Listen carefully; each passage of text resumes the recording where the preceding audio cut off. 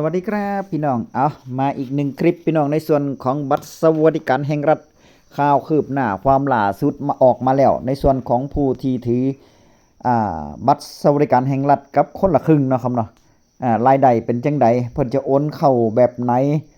แล้วบางคนก็มีคำถามว่าบัตรสวัสดิการแห่งรัฐนี่จะได้เท่าใดแท้คืบหน้าล่าสุดคือเมื่อคืนนะครับเนาะที่เพิ่นได้ชี้แจงแถลงไขออกมาในส่วนของผู้ที่ถือบัตรสวัสดิการแห่งรัฐนี่เพิ่นจะโอนเข้าแบบไหนตอนแรกบอกว่าจะโอนให้ทีเดียวรวดเดียวเลยตั้งแต่วันที่1ตุลานี่ปรากฏว่าบ่แม่นเด้พี่น้องเด้อไปฟังในส่วนของโฆษกรัฐบาลท่านอนุทินชาญวีรกุลเว้าพูดออกมาว่าเพิ่นจะโอนแบ่งจ่ายเป็นจังไดเนาะครับเนาะแล้วก็ในส่วนของคนละครึ่งจะเป็นแนวไหนต่อไปความคืบหน้าล่าสุดพี่น้องจากโฆษกรัฐบาลในกลุ่มที่จะได้รับโครงการนี้ก็คือผู้ที่ได้รับบัตรสวัสดิการแห่งรัฐจำนวน 13.4 ล้านคนนะครับซึ่งในการจ่ายเงินครั้งนี้นะครับทางกระทรวงการคลังขอเงินเหลือจ่ายจำนวน 22,780 ล้านบาทนะครับโดยการเติมครั้งนี้จะเป็นการเติม2ครั้งนะครับจะเป็นการเติม2ครั้งนะครับโดยจะเติมให้ครั้งละ850 บาทระยะเวลา2เดือนคือเดือนพฤศจิกายนและเดือนธันวาคมนะครับหมายความว่าในเดือนตุลาคมนี้นะครับยังได้300อยู่นะครับพอถึงเดือนพฤศจิกา300บวกอีก850เป็น 1,150 ธันวา300บวกอีก850เป็น 1,150 เช่นเดิมนะครับก็จะเท่ากับว่าได้รับเติม2ครั้งเป็นจำนวนเงิน 1,700 บาทนะครับสำหรับกลุ่มแรกนี่ก็คือแฟ้มข่าวมาขึ้นนะครับนะที่รองโฆษกของคณะรัฐบาลเพิ่นออกมาเว้าออกมาแจ้งให้กับผู้ที่ถือบัตรสวัสดิการแห่งรัฐประชาชนทั่วไปได้รับทราบว่าการโอนเงิน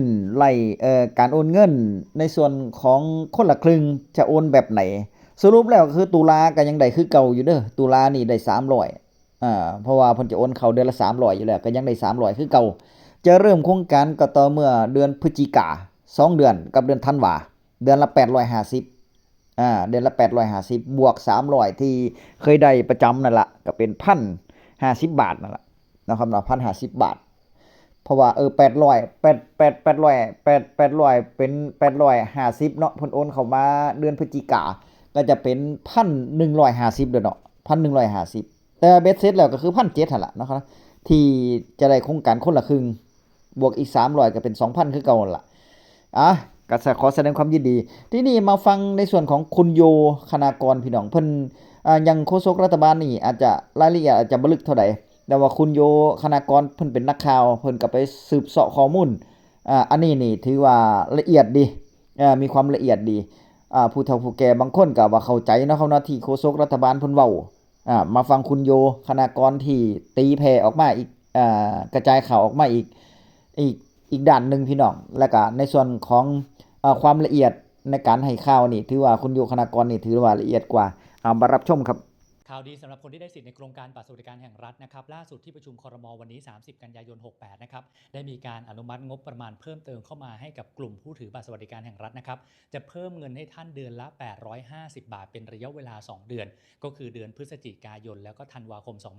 2568นะครับเบื้องต้นก็คาดว่าสามารถกดออกมาเป็นเงินสดได้นะครับถ้ากดออกมาเป็นเงินสดได้เขาก็จะโอนเข้าบัญชีพร้อมเพย์นะครับโอนเข้าบัญชีธนาคารของท่านเหมือนที่ท่านเคยได้รับเงิน 10,000 บาทนะครับเดิมเนี่ยท่านได้อยู่แล้วเดือนละ300ก็เอาไปรูดซื้อสินค้านะครับรัฐบาลก็จะเพิ่มให้อีกเดือนละ850 บาทนะครับเพื่อเอาไปใช้จ่ายเพิ่มเติมรวมเป็น 1,150 บาทเป็นระยะเวลา2เดือนนะครับหลังจากพ้นเดือนพฤษภาคมไปแล้วนะครับก็จะได้รับเดือนละ300เหมือนเดิมนะครับส่วนโครงการคนละครึ่งพลัสนะครับก็จะนำเสนอเข้าสู่ที่ประชุมครม.ในวันอังคารหน้านะครับคนละครึ่งพลัสจะมีการปรับวงเงินหรือไม่อย่างไรนะครับสำหรับกลุ่มคนที่อยู่ในระบบภาษีแล้วก็ไม่ได้อยู่ในระบบภาษีเดี๋ยวติดตามรายละเอียดกันอีกทีนึงนะครับแต่เบื้องต้นนะครับยินดีด้วยสำหรับคนที่ได้สิทธิ์ในโครงการบัตรสวัสดิการแห่งรัฐนะครับก็จะได้วงเงินเพิ่มเอาไปซื้อสินค้ากันนะครับละเอียดยิบแล้วเนาะเขาคงจะเข้าใจแล้วในส่วนของคุณโยคณากรที่เพิ่นได้ออกข่าวมา ในเรื่องของบัตรสวัสดิการแห่งรัฐนั่นแหละนะครับนะผู้ที่ถือบัตรสวัสดิการแห่งรัฐนี่มี13ล้านคนก็จะได้ตามนั้นแหละพี่น้องก็จะได้ตามนั้นแหละเพราะว่าคนละครึ่งนี่คนละครึ่งก็ถือว่าผู้ถือบัตรสวัสดิการแห่งรัฐเป็นกลุ่มเปราะบางนะเป็นกลุ่มเปราะบางว่าซั่นเพิ่นว่าแต่ว่าทั้งนี้ทั้งนั้นน่าจะกดออกมาเป็นเงินสดได้นะเพราะว่าเพิ่นจะโอนเข้าแบบพร้อมเพย์เข้าแบบที่เฮาได้เงินหมื่นนั่นล่ะถ้าเฮาได้เงินหมื่นเนี่ยก็สามารถกดเงินเป็นเงินสดได้เนาะเขาเนาะอันนี้ก็จะคือกันพี่น้องโอนเข้ามาเป็นสามารถกดเป็นเงินสดได้แล้วในส่วนของประชาชนทั่วไปรอเบิ่งในส่วนของรายละเอียดเดือนตุลาเดือนตุลานี่เนาะครับเนาะเดือนตุลานี่ที่เพิ่นจะประชุมอีกรอบนึงแล้วก็เพิ่นจะแจ้งออกมาว่าน่าจะปลายตุลาพุ่นละพยากรณ์ว่าน่าจะปลายตุลาพุ่นละถึงจะมีการเริ่มโครงการนะครับเนาะการเริ่มโครงการจ่ายคนละครึ่งจะได้เป็น2เดือนแบบ2เดือนหรือว่าจังไดนี่แหละหรือว่า1อาทิตย์น่าจะได้1อาทิตย์นี่แหละนะเพราะว่าเห็นบอกว่าจะให้วันละมื้อละ200ตามที่แจ้งมาก็คือมื้อละ200แต่ทั้งนี้ทั้งนั้นก็คือเงื่อนไขและก็รายละเอียดปลีกย่อยนี่ยังบ่ชัดเจนเด้ยังบ่ชัดเจนต้องรอให้ครม.เพิ่นชี้แจงออกมาซะก่อนเนาะทางโฆษกเพิ่นจะได้ชี้แจงออกมาว่าจะเริ่มโครงการใดมื้อใดแล้วก็จะให้มื้อละจักบาทสามารถกดออกมาเป็นเงินสดได้บ่หรือว่าจะเป็นกระตุ้นเศรษฐกิจซื้อของแต่ที่แน่ๆก็คือ50-50นะที่เพิ่นประชุมออกมาแล้วก็คือหัวข้อมันก็คือ1ผู้ที่ถือบัตรสวัสดิการแห่งรัฐก็จะโอนเข้าคือเก่า2เดือนก็คือเดือนพฤศจิกายนธันวาอย่างที่2ก็คือผู้ที่เป็นประชาชนทั่วไปเด้ก็จะได้คนละ 2,000 บาทคนละ 2,000 บาทก็จะโอนให้เข้าคนละครึ่งนี่โครงการคนละครึ่งนี่มื้อละ200ใช้จ่ายภายใน1อาทิตย์มื้อละ200นะมื้อละ200นะครับก็ไปใช้จ่ายเอาได้แต่ว่าบ่เกินธันวาใช้จ่ายเงินมื้อใดก็ได้แล้วสำหรับผู้ที่เสียภาษีก็จะได้ 2,400 บาท2,400 บาทนะครับเนาะอันนี้เป็นของเก่าที่อาทิตย์สัปดาห์ที่ผ่านมานะครับนะที่เพิ่นประชุมที่เพิ่นอนุมัติมาแต่ทั้งนี้ทั้งนั้นก็ยังรอเบิ่งว่าเพิ่นจะสรุปออกมาจังไดที่มันชัดเจนรอเบิ่งอาจจะมีการเพิ่มปรับนู่นนี่นั่นบ่หรือว่าจังไดนะครับนะ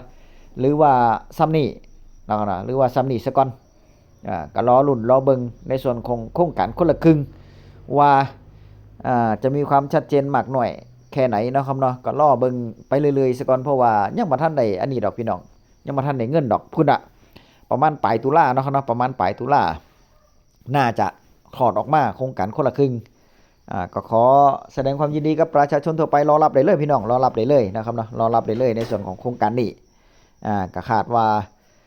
เป็นการกระตุ้นเศรษฐกิจที่เคยทำมาแล้วประสบความสำเร็จเนาะครับเนาะคลิปหน้าพบกันใหม่พี่น้องคลิปนี้สวัสดีครับ